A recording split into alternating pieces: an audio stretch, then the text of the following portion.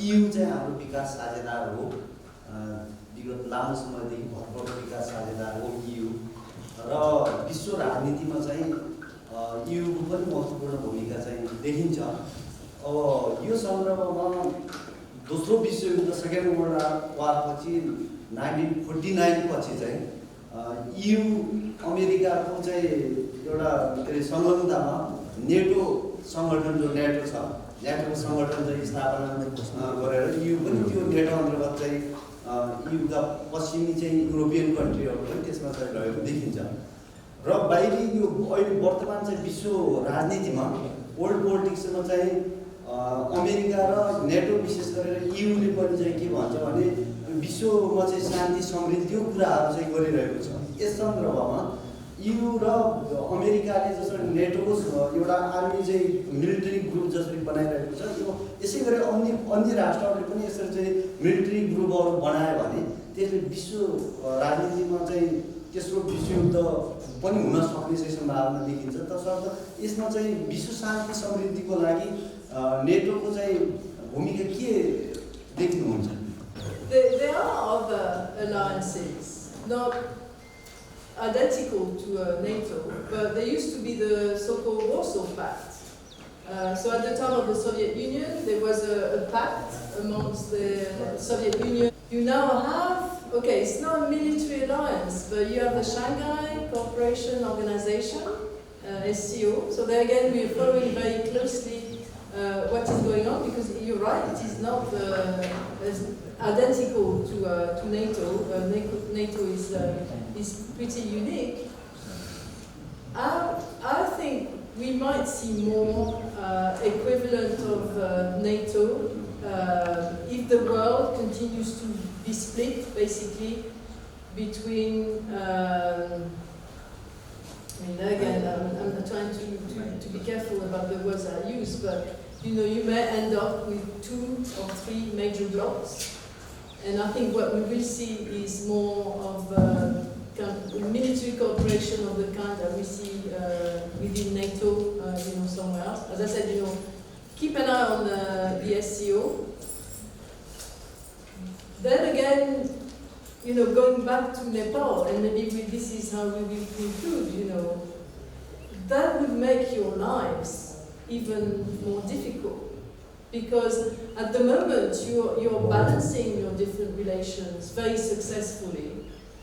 But obviously, if you have blocks that become solid blocks, also with that kind of military dimension, there may come a point where you will be forced to go for one or the other.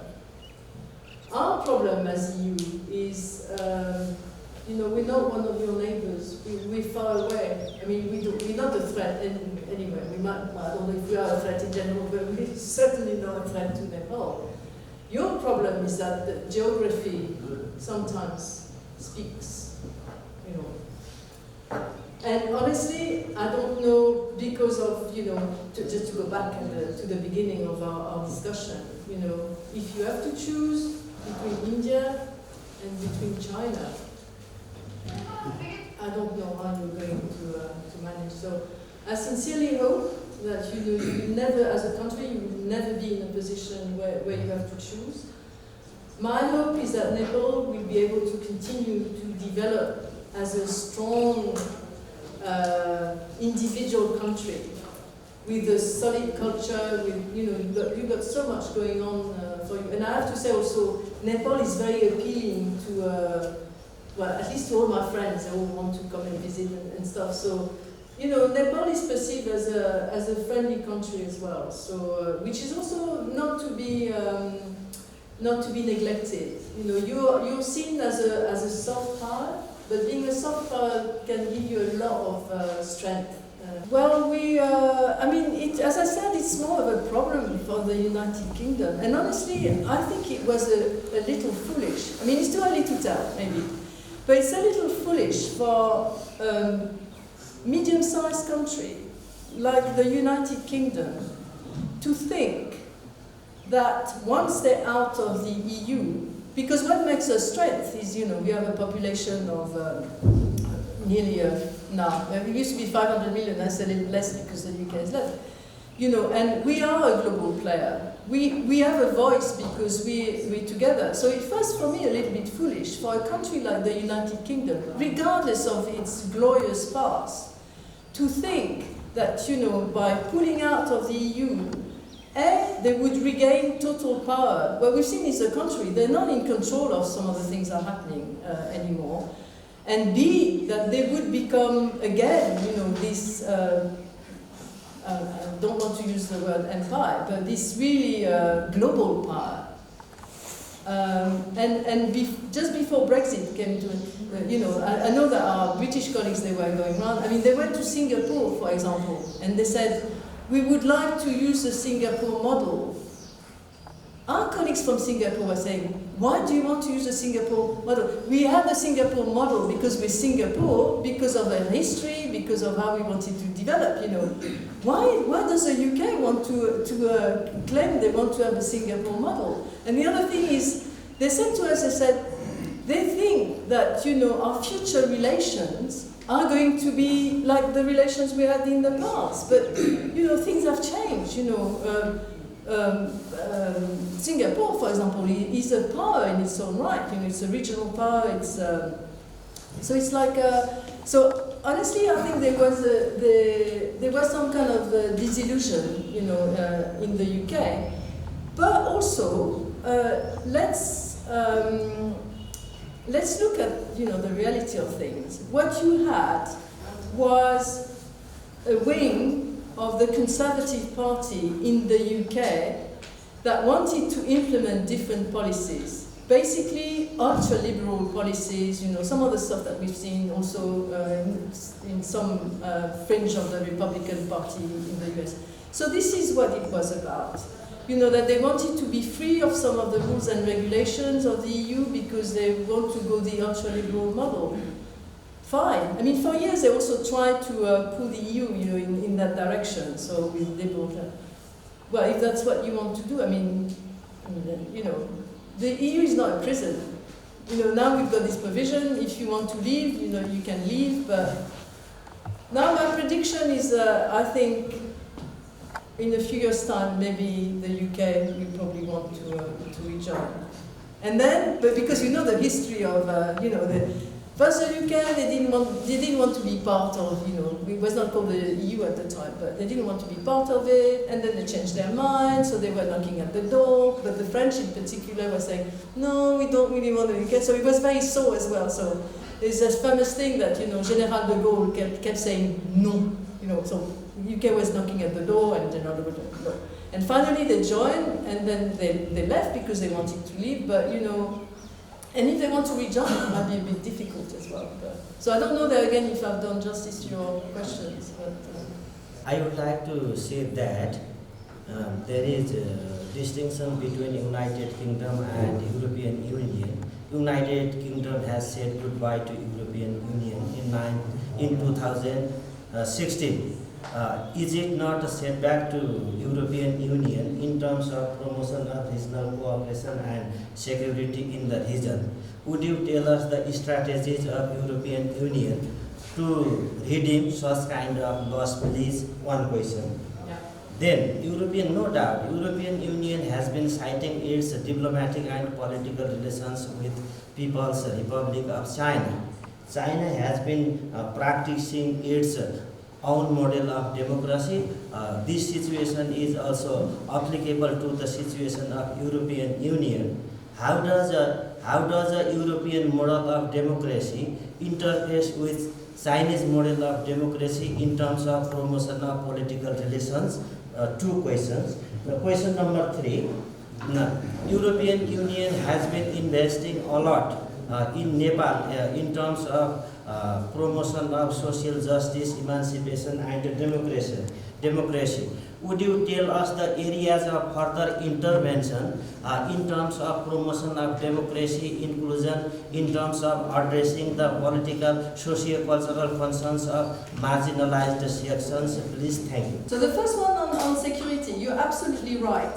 There was one area where, you know, the UK was a pillar for us, and that's the area of security. But I have to say, it's not because the UK has left that we don't continue to cooperate very closely on security issues. Sometimes, of course, under the umbrella of NATO, but also we have bilateral talks. For example, I mean, this is no secret. In the context of the war in the Ukraine, of course, we are very closely coordinated with the UK. So, in other words, it's not because the UK has left the EU that we don't continue to coordinate on security issues in the same way that we can coordinate with countries that are not members of the EU. So, I think that's the answer to your first question. The answer to your second question is a little bit more difficult because I'm not quite sure I understand so you're talking about the Chinese model versus the European model. Well, if you're asking me which model is the best, I will tell you. No, I'm joking. I will tell you the CEU model. But also, as I tried to explain, we are our model is really consistent. With the UN, with the World International Order. So I see the Chinese model, as I said, A, as being not sustainable, and B, as being not totally in line with UN principles. I mean, at the moment, Russia is gone, China is really at the border of respecting UN principles. Which is a problem, because I always say, China, I mean, just like Nepal and all the UN members, has signed up to a number of UN conventions, for example. So as a result, and they have to fulfill their obligations. So I think that I would say that maybe one of the big differences between the EU and China model. But then again, maybe I'm not doing justice to your question. And the third question was What are the strategies? European Union. in Nepal. Yeah, but the thing is, there again. I just want to be clear. What we do in Nepal is we support the government. So it's not like, we come here and we say, of course we have a preferred model. I mean, it would be hypocritical of me after what I've just said to say, we come to Nepal, we have no preference, Yeah, we think that with the current government of Nepal, we share, this attachment to sustainable development, which has to be inclusive. We share, values like human rights and democracy as well. What I mentioned about the elections. I mean, for me, it's a tribute to the commitment of Nepal, to have a well-functioning democracy. And similarly, with the good governance, I think this is something that we have in mind. We also have supported the transitional justice process. I mean, we are supporting the peace process in general. We are supporting, efforts to have the transitional justice bill. We were supporting this. But we are supporting Nepal. So as I said, it's not that we come and we say, well, yeah. Well, I'm glad that there is a coincidence between the two. It's a bit more problematic with some of our partner countries where we totally disagree on the way forward. But we happen to think that as Churchill said, that democracy might not be the best system, but it's the least worst. First of all, I would like to totally disagree to your statement that you said that European Union is only a talking service. I think it's not, because everybody here has witnessed that European Union has done so much for Nepal during the humanitarian response during 2015 during outbreak 2. So that, and I have two questions for you. In your presentation also we heard so many things about what EU has done for Nepal, and in country strategic paper with Nepal government that there was multi-annual indicator program from 2014 to 2020. There were so many things done during that period also. So my first question is, what are the plans, programs, and further priorities of EU for upcoming years, like multi-annual indicative program, particularly in the sectors of peace and security, anti-discrimination, gender-based violence, and green growth? And secondly, you give a brief info on Erasmus Fund. Is that Erasmus Fund? I think that's Erasmus Fund. Program. Yeah. So I would like to know more about that too. On your first question, so indeed we last year we adopted the new, I mean it's a bit barbaric, but as you pointed out, multi-annual indicative program, MIP for short. And basically we have those three priorities, which is basically green growth, human capital, if you like, human capital development, and the last one is good governance. Yeah. So the new MIP will run until the end of 2027. So basically we're trying to build on what we've achieved already, and we're developing new projects. So for example, we heard before we left Kathmandu that we have a new big project on gender empowerment that has finally been signed by the Nepalese side. So basically it's looking at gender empowerment in different areas. I mean, it can be in terms of political representation as well. And this is where also we're following the upcoming elections very closely. Of course, we also have projects dealing with human rights and different aspects of human rights and human rights defenders. Actually, after we've left Phuket, we're going to visit some projects. We're going to visit 3 projects. One is dealing with gender-based violence. Another one is support to journalists and the media in general. And the third one is about transitional justice.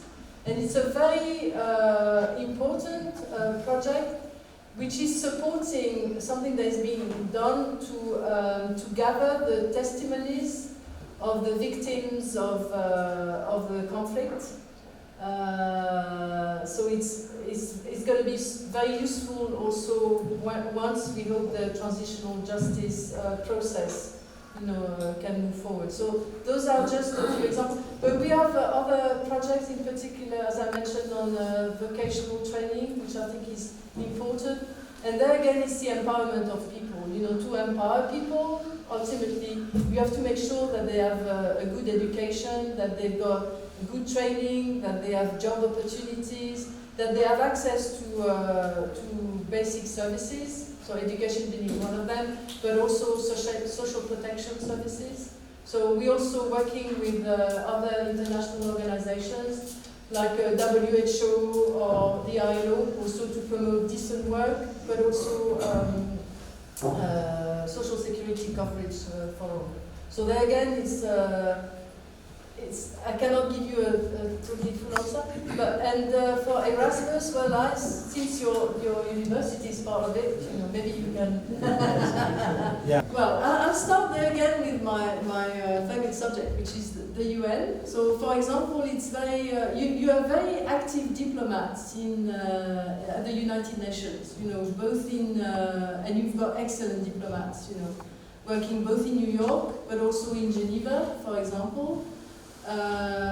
In fact, I believe that your foreign secretary, I think he was posted in Geneva at one time.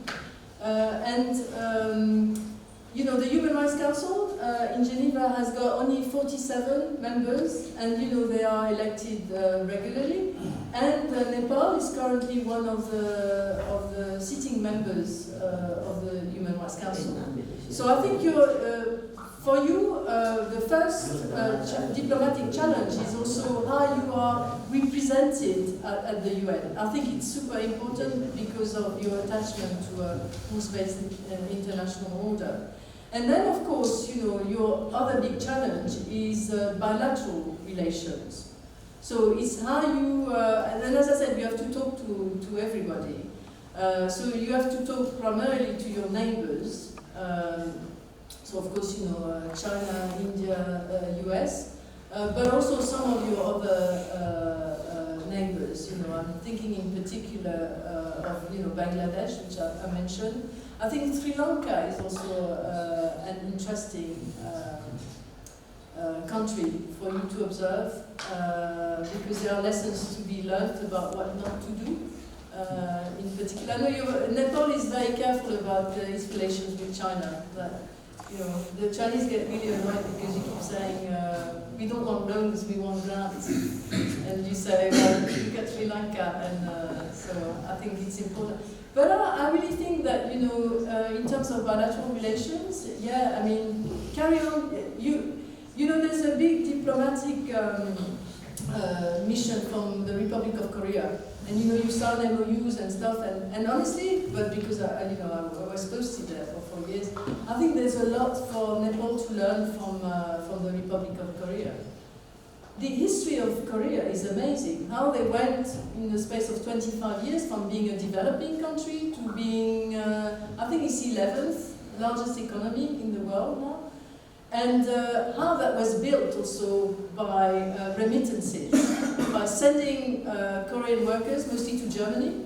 They were sending the money, and they, as a result, you know, Korea is very proud of the fact that, you know, their development is basically, well, they also have donors, but, you know, primarily the development of Korea is the result of the hard-working ethics, you know, if you like, of Korea. We should go hard-working ethics in Nepal as well. So I would say your diplomatic challenge is basically to talk to the widest possible constituency.